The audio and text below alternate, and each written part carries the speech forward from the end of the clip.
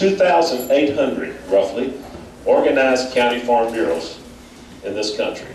And I'm just betting that if you're driving cross country and you have a problem anywhere in a town where there's a county farm bureau office located, if you've got a problem and you stop in there and say, I'm a farm bureau member and I need a little help, I'm betting you'd find some help, and it doesn't matter where you are in this country.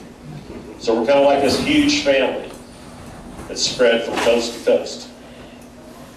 And when we come together and are united, because that was the purpose for which we were created, because back in 1911, 1919, it was clearly understood that while farmers worked very hard, and even back in those days were very good at producing food, fiber,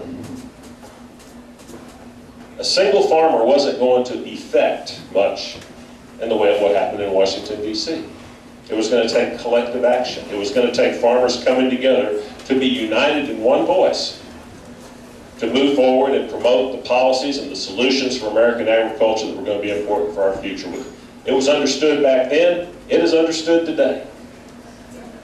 And it is very clear that when all the noise starts about any issue, when groups want certain things to happen, they, as Paul's already referenced many times, they come to Farm Bureau, because we are the group that has the national interest and the national scope to get things done. And we should be proud of that. We need to continue to work together. We need to continue to support each other. We need to continue to support choices for consumers.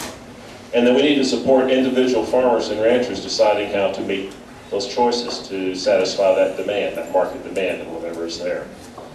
And so I hope that's my little soapbox speech. I hope you take it to heart, because I've been trying to do that as president of this organization, even though our critics still try to define us as something else. The two biggest things that I'm personally working on and Farm Bureau is engaged in right now is trying to get a farm bill passed and trying to figure out a way to get a guest worker program that meets the needs of American agriculture.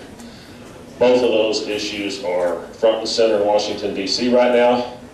Both of them are very, very difficult.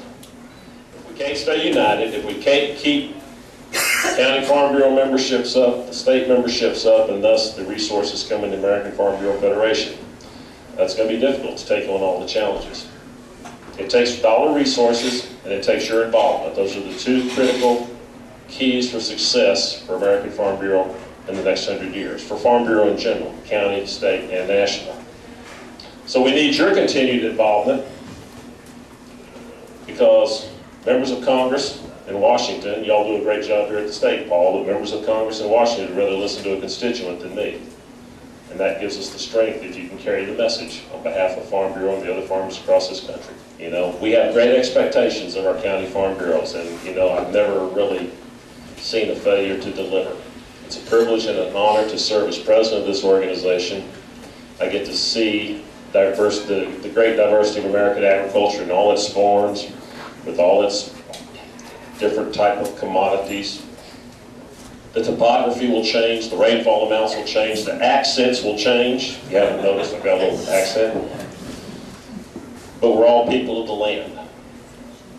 We're all making our living off of what God gave us to work with.